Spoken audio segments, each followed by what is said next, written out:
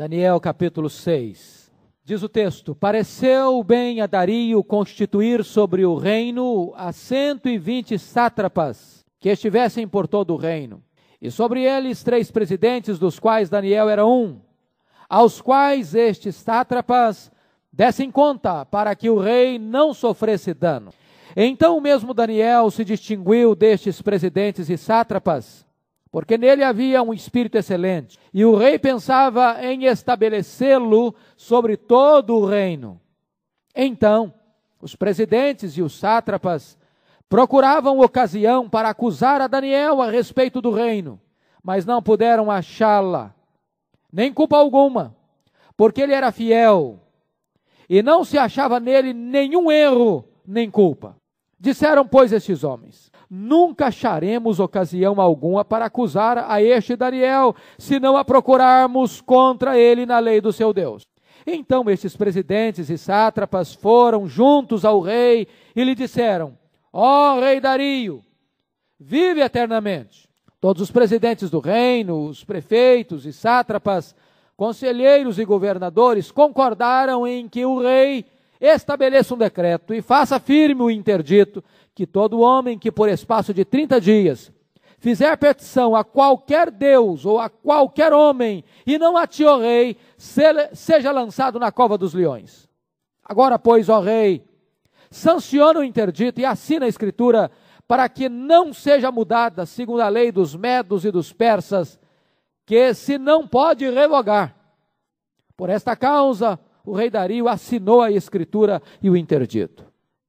Daniel, pois, quando soube que a escritura estava assinada, entrou em sua casa e em cima, no seu quarto, onde havia janelas abertas da banda de Jerusalém, 3 vezes no dia se punha de joelhos e orava e dava graças diante do seu Deus, como costumava fazer.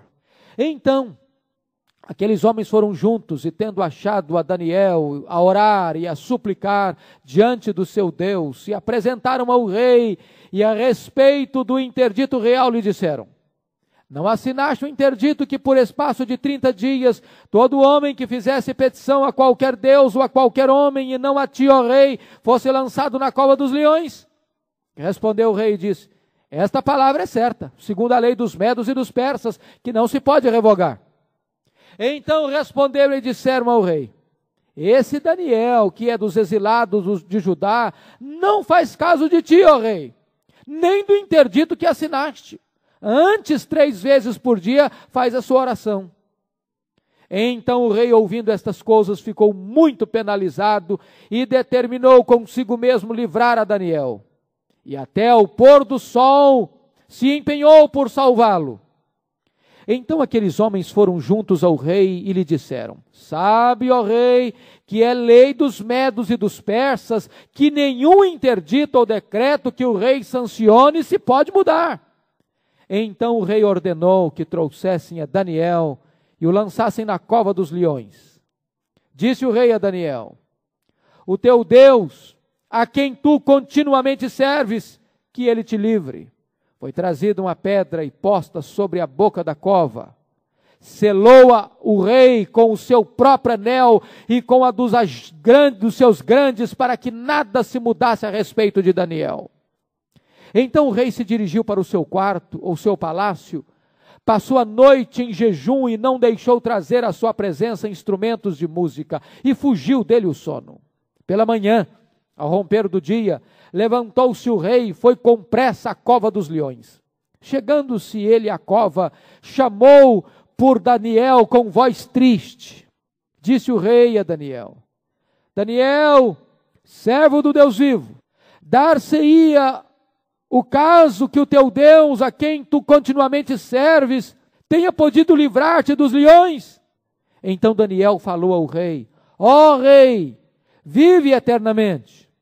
O meu Deus enviou o seu anjo e fechou a boca dos leões para que não me fizessem dano, porque foi achada em mim inocência diante dele.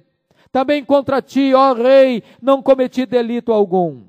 Então o rei se alegrou sobremaneira e mandou tirar a Daniel da cova. Assim foi tirado Daniel da cova e nenhum dano se achou nele, porque crera no seu Deus. Ordenou o rei, foram trazidos aqueles homens que tinham acusado a Daniel e foram lançados na cova dos leões, eles, seus filhos e suas mulheres. E ainda não tinham chegado ao fundo da cova, e já os leões se apoderaram deles e lhes esmigalharam todos os ossos. Então o rei Dario escreveu aos povos, nações e homens de todas as línguas que habitam em toda a terra: paz vos seja multiplicada.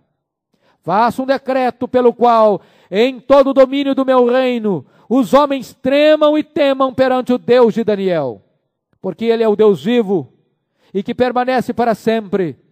O seu reino não será destruído e o seu domínio não terá fim. Ele livra e salva e faz sinais e maravilhas no céu e na terra. Foi ele quem livrou a Daniel do poder dos leões. Daniel, pois, prosperou no reinado de Dario e no reinado de Ciro, o persa. Amém. O tema da nossa meditação é como manter-se íntegro no meio da corrupção. Como manter-se íntegro no meio da corrupção. Será o homem apenas produto do meio? Como ensinou John Locke? Será que o homem é apenas uma tábula rasa? Uma folha em branco? Será que o homem é aquilo que é o seu meio? Ou será que um homem pode ser íntegro, fiel, santo, piedoso, justo, num ambiente encharcado de corrupção, de violência, de traição e de maldade? Pode um político ser íntegro? Pode alguém entrar na política e manter-se incorrupto, impoluto? Pode alguém participar de um governo onde há esquemas de corrupção, onde há mancomunação, onde há alianças, acordos, pactos, tantas vezes na surdina, à sorelfa, e ainda manter-se íntegro e fiel? Pode alguém viver num meio sujo, trevoso e ainda permanecer na luz? Essas são perguntas que você e eu fazemos todo dia. E eu queria hoje que nós olhássemos essa questão à luz da vida de Daniel. Nós estamos vivendo hoje o drama da falta de integridade na política. Nós estamos vivendo uma crise de integridade. Aliás, se você ainda não leu o livro do Warren Wiersbe, A Crise da Integridade, é um dos livros mais fantásticos traduzidos para o português. A crise da integridade. Talvez a maior crise desse século seja a crise da integridade. Podemos confiar no ser humano, nas autoridades, naqueles que assumem o comando, o poder, o governo? Se você notar, caiu a Babilônia. Caiu a Babilônia. Megalomaníaco o império. Poder absolutista, o rei era a lei. Ele era a própria lei. Assume um novo governo, Império Medo-Persa. Agora, a lei é maior do que o governo. Agora, o governo é refém da própria lei.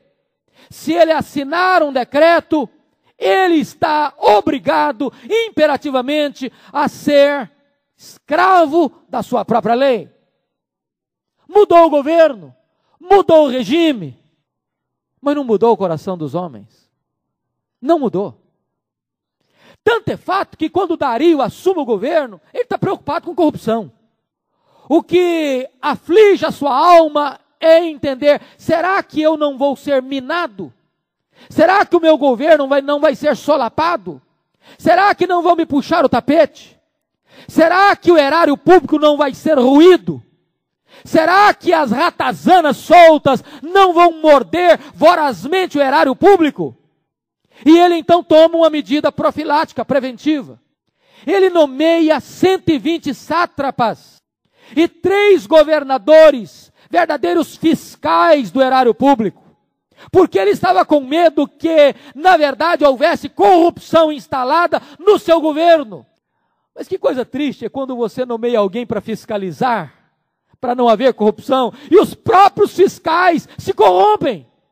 Que coisa triste é quando você estabelece alguém para fiscalizar a lei, E aqueles que são nomeados para criar as leis ou fiscalizar as leis, corrompem em nome da lei. E foi isso que aconteceu. A política estava absolutamente corrompida. Meus irmãos, talvez esse seja o grande drama do brasileiro, do americano, do europeu, do asiático, do africano, do ser humano. Muda os governos, muda os partidos, muda os políticos, mas a cultura da corrupção continua instalada. Toda época de campanha parece que acende em nós o otimismo, a esperança, para depois colhermos os frutos amargos da decepção, da desilusão, porque, na verdade, muda-se as estruturas, mas não se muda o coração. Se você notar, nós estamos vivendo uma crise de integridade, não apenas na política, nós estamos vivendo uma crise de integridade na família. Nós estamos vivendo uma crise de integridade na moralidade. Agora, é possível ser íntegro num meio cercado de corrupção? A Bíblia nos mostra alguns exemplos, como José, que foi íntegro. Como Daniel, que foi íntegro. E eu queria então que você olhasse comigo algumas marcas deste homem. Primeiro, Daniel, um homem íntegro, num meio encharcado de corrupção. A situação era dramática, porque quando Dario assume o governo, ele faz nomeações. Aliás, essa é uma competência de quem é eleito para uma posição de comando. É o poder de formar a sua equipe de governo. É a decisão sagrada, inalienável, de montar a sua equipe em quem você confia. Exatamente para que não haja alguém para puxar o tapete, para trair, para mancomunar, para se imiscuir com esquemas de corrupção e minar e solapar este governo. E Dario constitui a sua equipe de governo. Mas Dario não podia fazer uma coisa. Ele não podia conhecer o coração daqueles homens a quem ele estava nomeando. Tinham 3 governadores, tinham 120 sátrapas. Podíamos colocar, por exemplo, aí a ideia de 120 prefeitos regionais no seu reino. E diz a Bíblia que desses 123 homens do escalão, do primeiro escalão do governo de Dario, 120 sátrapas e 3 presidentes, 122 se corrompem. Já pensaram nisso? Que tragédia, que desastre. Apenas Daniel se mantém íntegro. Apenas Daniel se mantém coerente. Apenas Daniel não vende a sua consciência, não negocia os seus absolutos, não se vende a interesses pessoais. De repente a corrupção estava instalada dentro do palácio, nas rodas mais altas do governo de Dario. E sabe, queridos, a segunda coisa que nós encontramos aqui é que Daniel nos mostra que é possível ser íntegro, mesmo cercado por um mar de lama de corrupção. É possível alguém não se dobrar. É possível alguém não se vender. Há um ditado popular que diz: a questão não é se o homem é corrupto ou não, a questão é o preço que vai se pagar, dependendo do preço. Diz o ditado: todo homem se corrompe. Isso não é verdade. Não é verdade. Há algumas pessoas que amam mais a Deus do que o poder, do que o dinheiro, do que o sucesso, do que a fama, do que a glória humana, do que os prestígios humanos, do que as vantagens pessoais. E se notarem, a base da integridade de Daniel é a sua relação com Deus, é a sua fé que o torna um homem íntegro. Os amigos de Daniel apagaram o fogo pela fé.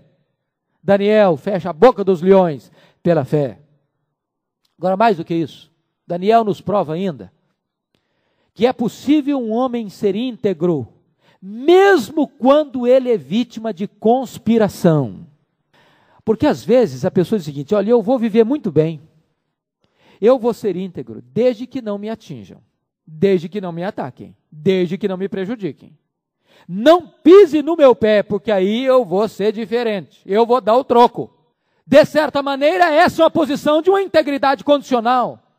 Mas Daniel, mesmo sendo vítima de uma conspiração, ele ainda permanece íntegro. Se não, vejamos.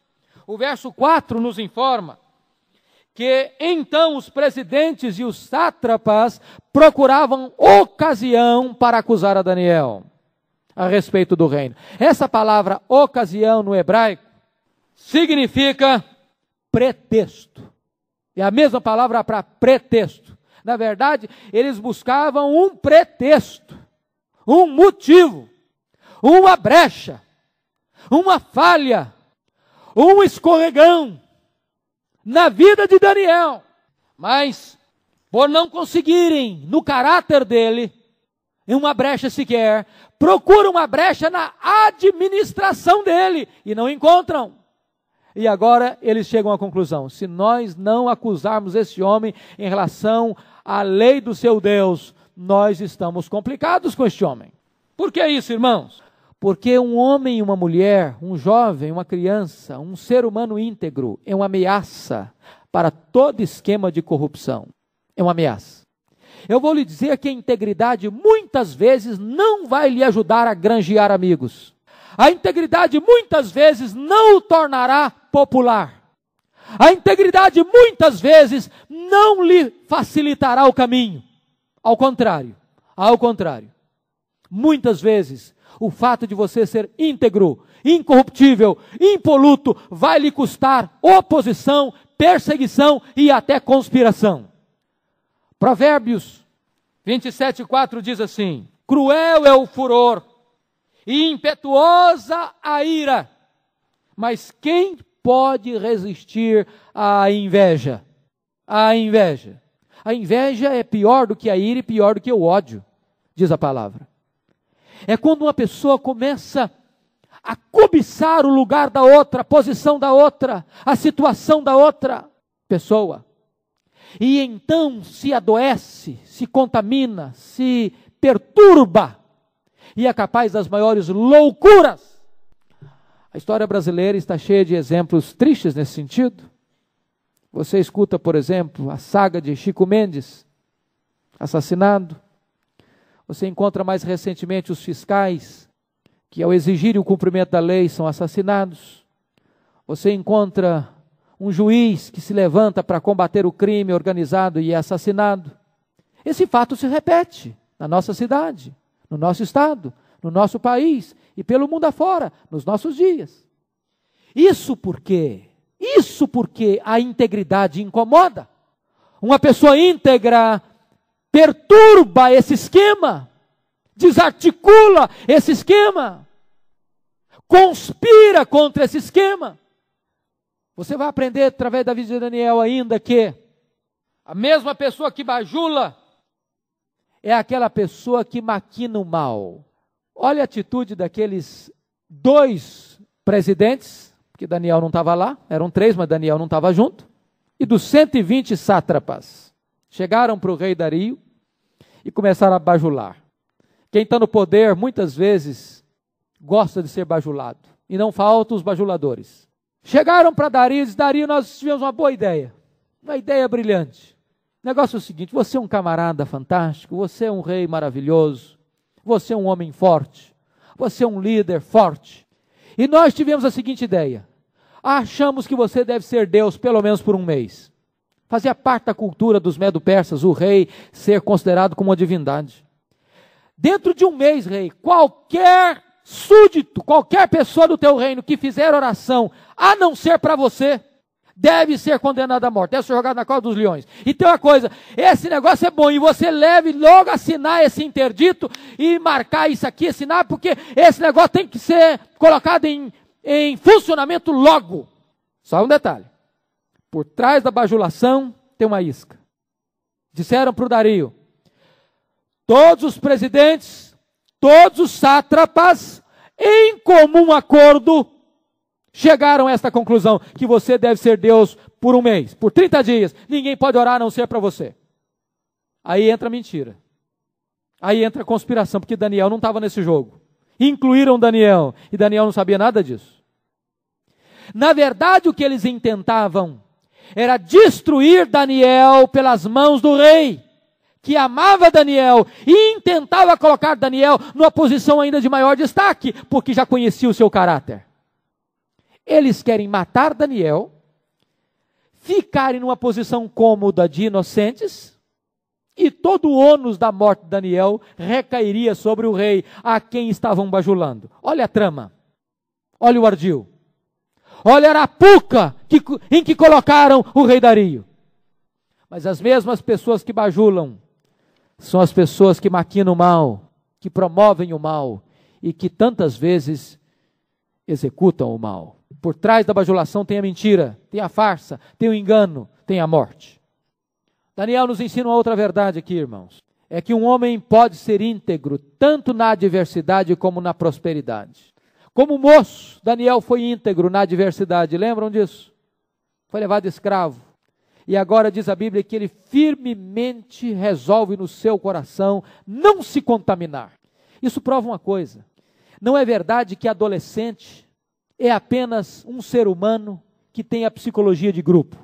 Eu não sei, me desculpe se eu estiver errado, me perdoem. É uma opinião, aqui não estou falando de interpretação bíblica, de uma opinião humana. Por isso que eu peço desculpa se eu estiver errado. A psicologia moderna, no meu entendimento, agravou em muito a crise da adolescência, em nome da interpretação da crise da adolescência. Hoje, para um adolescente se sentir adolescente, ele precisa ter uma crise, porque senão ele acha que ele nem é adolescente. Porque vende a ideia de que essa é uma fase de crise. E aí, se ele for um ser humano normal, ele acha que ele é anormal, porque ele não teve crise. Leia a Bíblia e você não vai encontrar isso. Você não vai encontrar isso. Daniel, quando foi para a Babilônia, ele era um adolescente. Ele era um adolescente. E um adolescente longe do pai, longe da mãe, longe da sua igreja, longe dos seus conhecidos, num país diferente, numa língua diferente, numa cultura diferente, tendo todas as vantagens e perigos, ele é capaz de manter-se íntegro.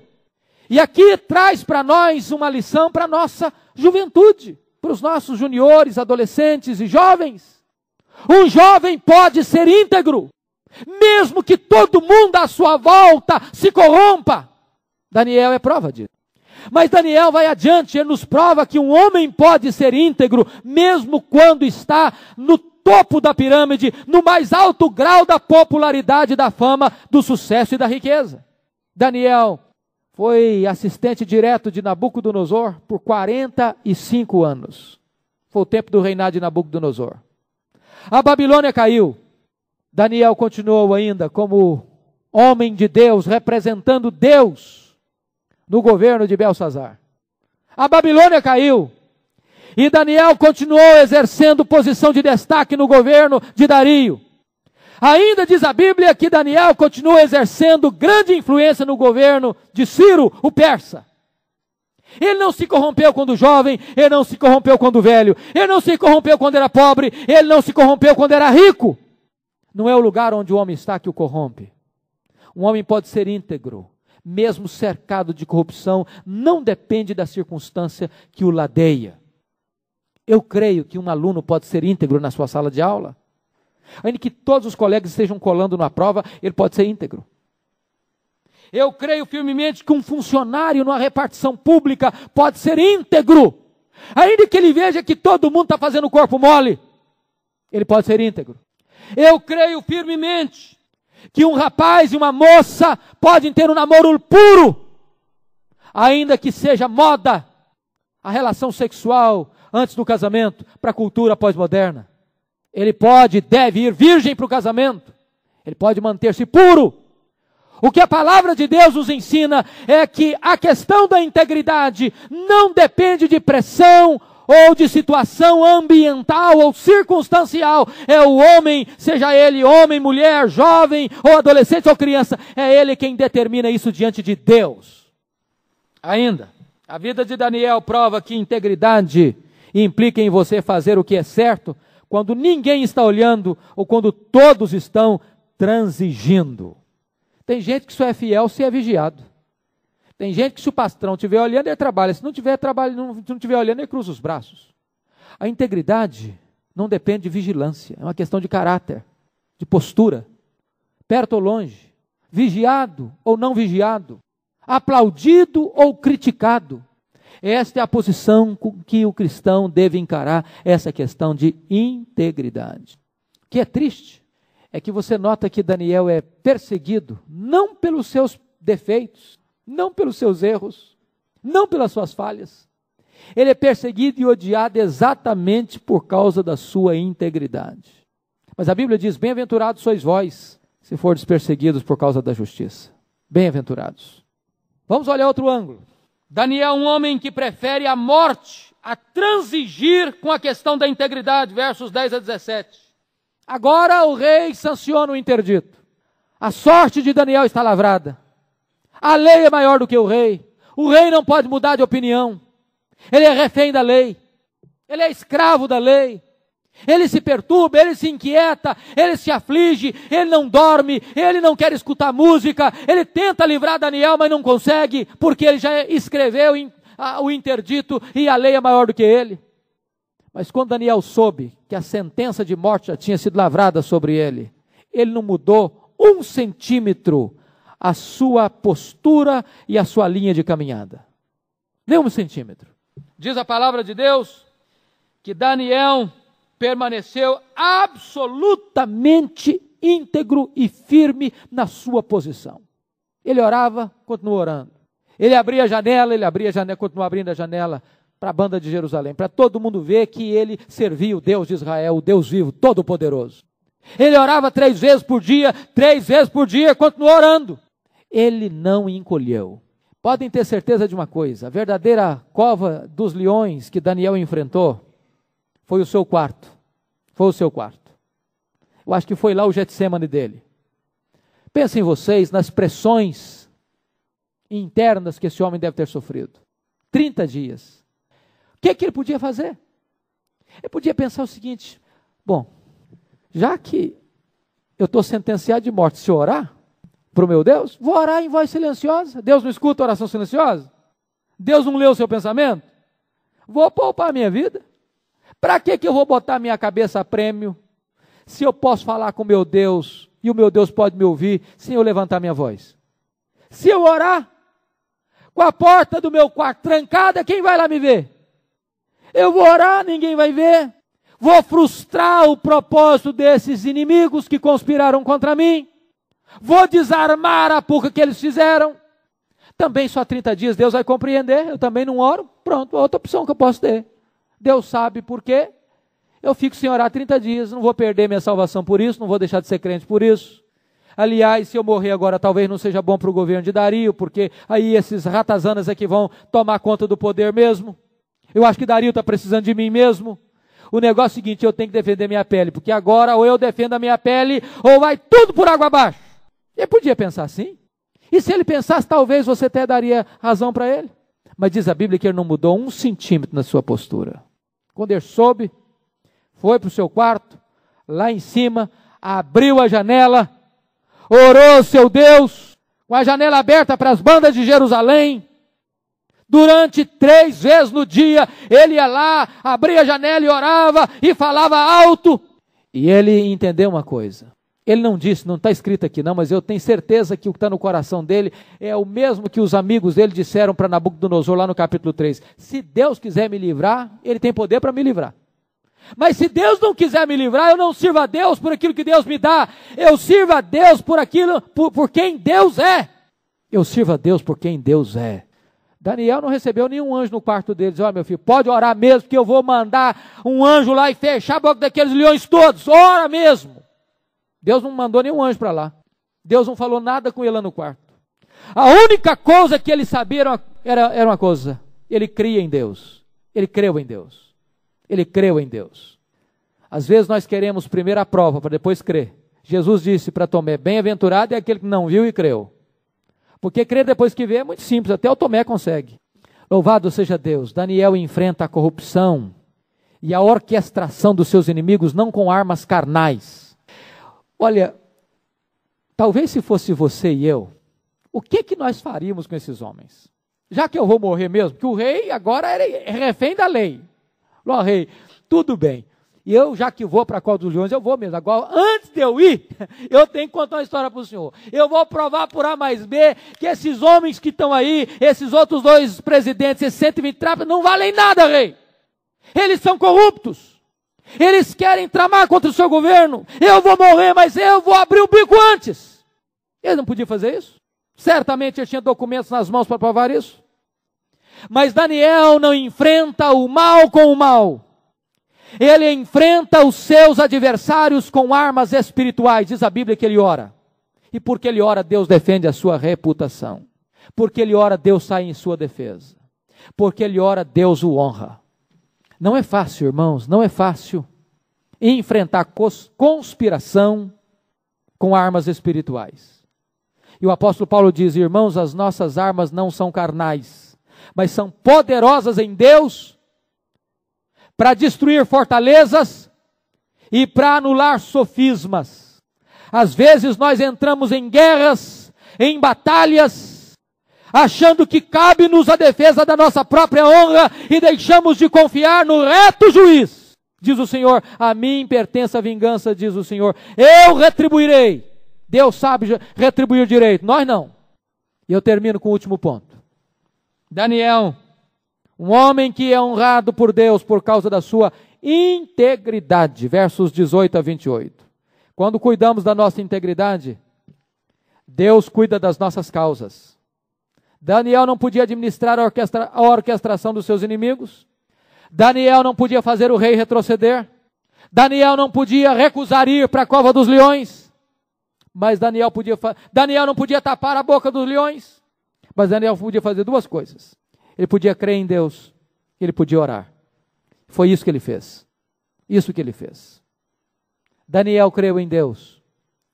E Deus mandou um anjo e fechou a boca dos leões. Segundo, quando cuidamos da nossa integridade, Deus defende a nossa causa contra os nossos inimigos. Diz o verso 24, que o mal que os inimigos intentaram contra Daniel caiu sobre a cabeça deles. A Bíblia diz que nada permanece oculto. Aquilo que é feito aos ocultas será proclamado dos eirados, disse o Senhor Jesus. Tramaram contra Daniel na surdina, nas caladas da noite, e de repente o mal que intentaram contra Daniel veio à tona, veio à luz. Não conseguiram destruir Daniel, mas eles foram destruídos pela própria maquinação que intentaram contra o servo de Deus. Deus é justo, Ele sabe vingar. A mim me pertence a vingança, diz o Senhor. Quando cuidamos da nossa integridade, Deus nos exalta. Veja o verso 28, que diz a palavra de Deus aí, que Daniel prosperou no reinado de Dario, no reinado de Ciro. Não apenas permaneceu do jeito que era, ele prosperou, ele cresceu, ele avançou, ele resplandeceu. Deus o honrou. Deus honra aqueles que o honram. E finalmente, quando cuidamos da nossa integridade, o nome de Deus é exaltado. Veja os versos 26 e 27. Não é o nome de Deus que é exaltado supremamente, é o nome do Deus de Daniel. Não é o nome de Daniel que é exaltado, mas o nome do Deus de Daniel que é exaltado. E Dario faz uma declaração que pode ser colocada em qualquer confissão de fé ortodoxa. O Deus de Daniel é o Deus vivo. É o Deus que permanece para sempre, Ele é eterno. O seu reino não será destruído. O seu domínio não terá fim. Ele livra e salva e faz sinais e maravilhas no céu e na terra. Veja que ele não colocou os verbos no passado, mas no presente do indicativo. Ele faz, ele salva, ele livra. O nome de Deus foi honrado, porque Deus encontrou na terra um homem íntegro. A missão sua e minha aqui é glorificarmos a Deus. Projeto de Deus na sua vida e na minha vida é que glorifiquemos a Deus, e nós não podemos glorificar a Deus de maneira prática, a não ser que sejamos homens e mulheres íntegros. Você tem sido uma pessoa íntegra? Você é uma pessoa confiável? Quando você empenha a sua palavra, você a cumpre? Você é íntegro quando ninguém está olhando para você? Quando ninguém está vigiando, policiando, cobrando? Você é íntegro quando as pessoas perseguem você? Ou acusam você falsamente? Você é íntegro em todas as áreas da sua vida? Deus nos desafia nesta noite a sermos como Daniel. Vamos curvar nossa fronte. Se você deseja se ajoelhar onde você está, se você se sentir bem com isso, em liberdade para fazer isso, Coloque-se de joelhos diante do Senhor. Essa é uma crise que o nosso país atravessa, que o mundo atravessa, que tristemente até mesmo a igreja atravessa. Mas Deus quer encontrar em você e em mim uma pessoa íntegra. Coloque a sua vida diante de Deus. Vamos orar.